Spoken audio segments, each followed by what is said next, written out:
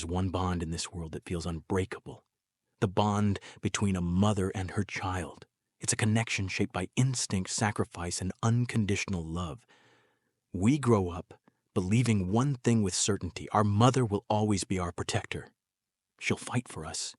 She'll shelter us from the worst this world has to offer. She'll love us, no matter what. But what happens when that sacred bond is shattered? When the person you trust the most becomes the architect of your worst nightmare? Today's case forces us to ask a chilling question. Does every mother truly love unconditionally? This is the story of Suchana Seth, a Harvard fellow, a tech CEO, a brilliant mind, and the woman now known across India and beyond as the CEO killer. Born in 1985 in Kolkata, India, Suchana Seth was a prodigy from the start. With a master's in physics, proficiency in ancient Sanskrit, and a deep dive into data science and artificial intelligence, her academic journey was nothing short of remarkable. Her dedication led her to a prestigious year-long fellowship at Harvard University, marking her as a rising star in the tech world. Seeking to harness her skills in a burgeoning tech environment, Suchana relocated to Bengaluru, India's Silicon Valley. There, she co-founded the Mindful AI Lab, focusing on ethical AI solutions. Her work earned her recognition among the 100 Brilliant Women in AI Ethics in 2021. During this chapter of her life, Suchana met Venkat Raman, a soft-spoken tech mind from Kerala, a southern state in India. Like her, he was brilliant, analytical, obsessed with the future of artificial intelligence. Their connection wasn't instant, but it was deep. Shared passions turned into long conversations. Conversations turned into love. In 2010, they got married. And for a while, life was exactly what they'd imagined. Two minds, one vision, building a future side by side. Professionally, they were rising stars, growing together, dreaming bigger with every passing year. Eventually, they took a leap and founded their own company, Mindful AI Labs, a bold step into the future of artificial intelligence. In the beginning, it worked. They worked. But ambition has its price. The long hours, the relentless pursuit of success, the cracks started to show. Venkat eventually stepped away from the startup, choosing stability over struggle. He joined a major company as an AI developer, bringing in a solid income but stepping out of their shared dream. They spent nearly a decade building a life together, filled with shared goals, startup dreams, and quiet routines. Then in 2019, 9 years into their marriage, their lives changed forever. They welcomed their first child, a baby boy named Chinmay. He was the center of their world. For Suchana especially, Chinmay wasn't just her son. He was her everything. Usually, the birth of a child brings families closer, makes the bond stronger. Sleepless nights, shared responsibilities, first steps, first words. They pull parents together. But for Suchana and Venkat, it was the opposite. After Chinmay was born, the love that once held them together began to unravel. Arguments started to creep in, sometimes about who was taking care of Chinmay, sometimes about deeper, unspoken tensions in their marriage. It wasn't just stress. It became constant, a daily cycle of conflict, resentment, and blame. The arguments didn't slow down. They only escalated, because around that time, the world came to a standstill. It was 2020. The COVID-19 pandemic forced nations into lockdowns, streets emptied, borders closed, and families were trapped inside their homes. Some found comfort in being under one roof. Others cracked under the pressure. For Suchana and Venkat, the lockdown didn't bring closeness. It became a crucible. By 2019, they were already just tolerating each other. But now there was nowhere to run from the tension. Then came August 2022. A breaking point, one fight, bigger than any before. Venkat packed up and walked out. And in that moment, they both seemed to understand something unspoken. They couldn't do this anymore, not together. That same month, things took a sharp turn. Suchana walked into a local police station and filed a report, accusing Venkat of domestic abuse. It wasn't a light claim. This wasn't a minor dispute between a husband and wife. It was serious, and it escalated fast. In court, Suchana presented messages, videos, even medical reports. To the legal system, it appeared she had endured real violence. The judge issued a protection order. Venkat was to stay away from both her and their son, Chinmay. From that moment on, the family was fractured. The divorce proceedings followed. Suchana sought a hefty alimony, 2.5 lakh rupees a month, roughly $3,000. But the court ruled differently. The final order, 20,000 rupees per month, just about $240, a far cry from what she had demanded. Venkat was now living alone, without his wife, without his son. 3 months had passed. He had been quietly paying alimony just as the court had ordered. But the silence in his apartment was deafening. What haunted him most was the absence of Chinmay, his little boy. Venkat wasn't just a man fulfilling a legal duty. He was a father who desperately wanted to be part of his son's life. So he did what any devoted parent would do. He went back to court. He pleaded for time, for moments, for Sundays. The court listened, and it agreed. Venkat would now be allowed to meet Chinmay once a week, every Sunday. For Venkat, it was a lifeline, a sliver of hope. But not everyone was happy. Suchana pushed back. She filed objections, but the court stood firm. They told her clearly, "You can supervise the meetings if you wish, but you cannot stop a father from seeing his son." Venkat was hopeful. After months of separation, he was finally going to see his son. That morning, he showed up at Suchana's house with his lawyer as instructed by the court. But when they arrived, Suchana told them Chinmay wasn't feeling well. Venkat accepted it and didn't push. He figured he'd come back the following week, but the next Sunday, it happened again. And again the week after that. Every time, a different reason. Every time, no visit. 4 weeks passed, and despite the court order, Venkat still hadn't been able to see his son. By the 4th Sunday, Venkat had started to see a pattern. The excuses, they didn't add up anymore. He began to suspect that Chinmay was home each time, and that it was Suchana who was deliberately keeping him away. That day, Venkat finally confronted her, calm but firm. He said, "If you stop me again, I'll have no choice but to go back to court." It was a clear warning, and one he was ready to act on. Until now, Suchana had managed to control the situation. But if this went back to court, she knew the law wouldn't be on her side. And then, something changed, because just one day before that next scheduled visit, on January 6th, 2024, Suchana made a decision, one that would take this story down a dark, irreversible path. Instead of facing another visit, Suchana packed a bag, and she left the city. She took Chinmay, her young son, and traveled over 350 miles away to North Goa, a beach town known more for tourism than custody battles. It wasn't a vacation. It was a calculated move, because if Venkat showed up that Sunday morning, hopeful to see his child, Chinmay wouldn't even be in the city. Suchana had gone to extreme lengths to stop that meeting from ever happening. And that is where the story truly begins to unravel. Suchana Seth booked room 404 at a boutique hotel in North Goa, the Sol Banyan Grande. Tucked away in the chaotic charm of Kalangut, it was the kind of place tourists chose to escape. But not the kind of place you'd expect the story you're about to hear. She checked in with her 4-year-old son, Chinmay, on January 6th. They were scheduled to stay for 4 days. At the front desk, she seemed like any other guest. Smiling, polite. She asked for suggestions, places she could take her little boy. And over the next 2 days, January 6th and 7th, they did exactly that. Sightseeing, exploring, smiling for photos. On the outside, everything looked normal. But behind that picture of happiness, lurking behind the smiles and sunny afternoon, was something far, far darker. Chinmay was only 4, far too young to understand the pain that comes with separation.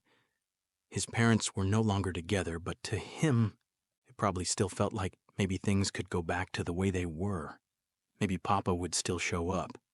So he kept asking, again and again, in that innocent, hopeful little voice, "Where is Papa?" Meanwhile, back in Bengaluru, Chinmay's father, Venkat, was trying. On January 7th, he called Suchana. He just wanted to hear his son's voice, but Suchana wouldn't let him. She shut him down, completely. And during that cold, strained call, Venkat said something offhandedly. Something that changed everything. He mentioned he wouldn't be able to see Chinmay that coming Sunday. He was traveling on a business trip, out of the country. He was in Indonesia.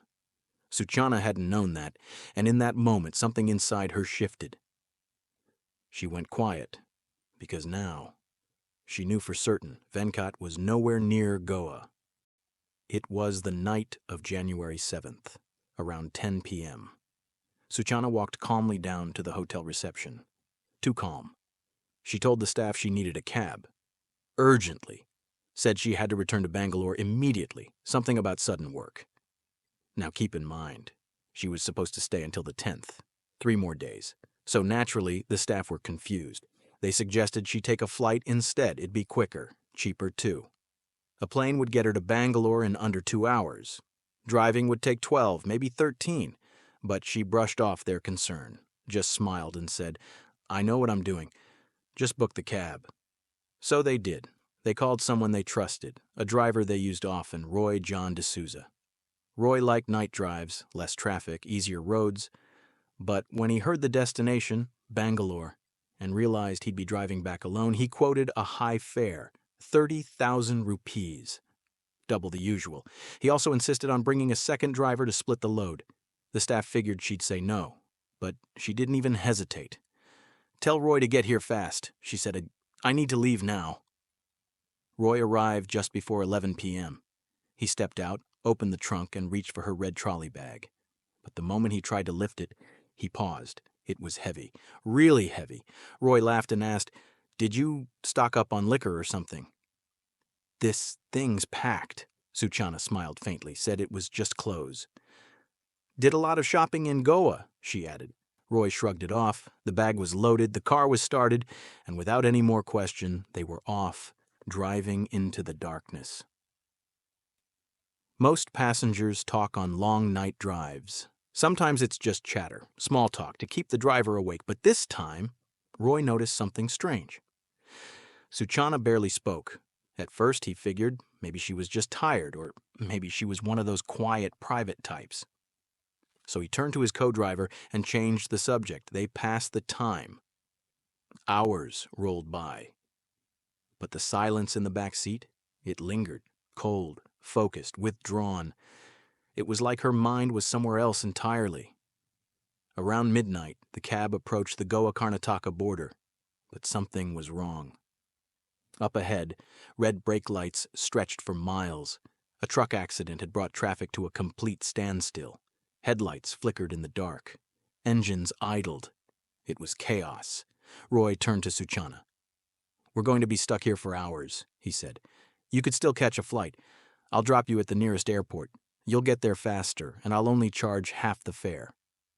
It was a generous offer, but Suchana's response was as calm and as firm as before. "I don't want to fly. I want to go by road." She wasn't upset. She wasn't annoyed, just resolute. She didn't care how long the journey would take. She just wanted to stay in that cab. Roy didn't understand, but then again, he was getting paid, so they waited. 3, 4, long hours. And finally, just as the sky began to shift from pitch black to the faintest hint of blue, around 4 a.m., the road cleared, and they crossed the border into Karnataka. Roy, his co-driver, and Suchana. The cab kept moving, but what none of them knew is that they were carrying more than just passengers and luggage. Inside that red suitcase was something unspeakable. Back at the hotel in Goa, room 404 was due for cleaning. Housekeeping stepped in, and immediately froze. There were bloodstains on the bed, on the towels. Something was wrong. They called the front desk. The front desk called the police. By 10:45 a.m., officers from the Goa police had arrived at the scene. The first thing they did, check the CCTV footage, and what they found raised alarm bells. There was Suchana, there was Chinmay, then only Suchana leaving, dragging a heavy red suitcase behind her. They pulled up the cab booking records, found the name of the driver, Roy John D'Souza, and they called him. Is a woman named Suchana traveling in your vehicle? Yes, Roy said. Is she alone? Or is there a child with her? Roy hesitated. No. She's alone. That was it. The red flags were undeniable. The police asked Roy to hand the phone to her, and when the officer asked, "Where is your son?" Suchana didn't flinch. She answered calmly, flatly. "He's staying with relatives in Goa." She even gave them an address. For a brief moment, it almost seemed plausible, but when police sent a constable to that location, there was nothing there. No relatives, no house, no Chinmay. Now they were sure. Something wasn't right. The Goa police called Roy again. But this time, they spoke in Konkani, a language Suchana didn't understand. "Don't say anything," they told him. "Just drive her to the nearest police station. Call us when you get there. She must not know." But Roy had a problem. By now, they were deep in Chitradurga district, Karnataka. The road signs? All in Kannada, a language Roy couldn't read. He pulled up Google Maps. The nearest police station over 150 kilometers away? Now he was starting to worry. The police were after the woman sitting quietly behind him, but he still didn't know why. Stressed, confused, Roy knew he couldn't afford a mistake. He gently eased the cab toward a small roadside dhaba, and turning to Suchana, said calmly, "You can freshen up. I'll grab some tea." They both stepped out of the car. As soon as she walked away, Roy approached a security guard nearby. Quietly, urgently, "Where's the closest police station?" The guard pointed down the road. "Ayamangala Police Station. Just 8 kilometers. That's all Roy needed. Without wasting a second, he called the Goa police. "I'm taking her to Ayamangala. It's just 8 kilometers from here. Please stay on the line." He walked back to the cab. Calm, composed. Suchana didn't suspect a thing, but as they drove, she noticed something. A turn she hadn't seen on the map. A detour. "What are we doing here?" she asked. Roy didn't flinch. "Just have to take care of some paperwork," he replied. "I'll be back in a minute." "Okay," she said, "but don't take long." They pulled in outside the Ayamangala police station. The moment the cab stopped, Roy jumped out and ran inside. He quickly explained everything, told the Karnataka officers the Goa police were already on the line. Within minutes, the station was in motion. 2 uniformed officers walked out and approached the cab. And just like that, the road trip was over. The officers asked Suchana to open the trunk and take out her bag. Inside were clothes and children's toys. But as they moved those aside, what they found next left everyone speechless. The body of a young child. "Who is this?" they asked. Without hesitation, Suchana replied, "This is my son." Suchana Seth had just traveled across states carrying the body of her own 4-year-old son, Chinmay, packed inside her luggage. She had spent days with him, traveling, sightseeing, playing, and now he was gone, killed, by his own mother. But why? Back at the hotel in Goa, the staff had already found it odd. She had checked in with her son, but left with just a bag. When housekeeping entered room 404 to clean, they discovered bloodstains on the bed and on hotel towels. That's when they called the police. When officers first questioned Suchana about the blood, she claimed it was from her period, and when they asked how Chinmay had died, she said she had simply woken up on the morning of January 7th and found him dead. But police weren't convinced. She had already lied multiple times. They searched the room. 2 bottles of cough syrup, more bloodstains. Forensic tests confirmed the blood belonged to her, and the autopsy on Chinmay's body revealed the truth. Chinmay had died of asphyxiation, not from strangulation, likely smothering, with a pillow or a towel, and most notably, there were no signs of struggle, which meant the child had probably been unconscious or fast asleep. The police theorized Suchana had given Chinmay a heavy dose of cough syrup to make him sleep, then suffocated him. But she stuck to her story, that she had found him dead, that she had tried to kill herself afterward using a razor blade. When that failed, she used a towel to clean the blood, packed his body into her trolley, and left Goa that very night. Despite her claims, the evidence told a different story. Then came a critical piece of the puzzle. Inside the same trolley bag that carried Chinmay's body, the police found a handwritten note. It read, "I am not happy with the court's decision." That one sentence revealed the motive. Suchana didn't want Chinmay and his father Venkat to meet. She resented Venkat. But more than that, she couldn't accept the close, loving bond Chinmay shared with him. What she couldn't tolerate was the idea of Venkat finding joy in being a father, and in a moment of emotional collapse driven by rage and bitterness, she made a decision that ended her own son's life. As of now, Suchana remains in police custody, and it's almost certain she will face the harshest consequences. What happened to Chinmay wasn't just a crime, it was a rupture of trust, of love, of everything we believe childhood should be. At 4 years old, Chinmay was still learning the alphabet, still choosing which crayon to color with, still asking questions like, "When will Dad be home?" He didn't know what custody meant. He didn't know what tension sounded like behind closed doors. He just knew his mother was there, and that was supposed to mean safety. But sometimes, the people we trust most are the ones who carry the deepest cracks. Suchana Seth was a woman who had every opportunity: a career, intelligence, respect. To the outside world, she was composed, focused, polite. A mother, yes, but also a symbol of how far someone could rise. No one saw the storm building underneath. No one thought to look closer. And maybe that's the most haunting part, that a tragedy like this didn't come from rage in the streets or from a stranger in the dark. It came from a hotel room, from a familiar hand, from silence. The signs, if they existed, were invisible, and now a child is gone, not because of a single moment of madness, but because of a decision, one so final, so irreversible, that it pulled the ground out from beneath everyone who knew him. And in the end, all that's left is the question: how could a mother do this? And the answer, if there is one, will never bring Chinmay back.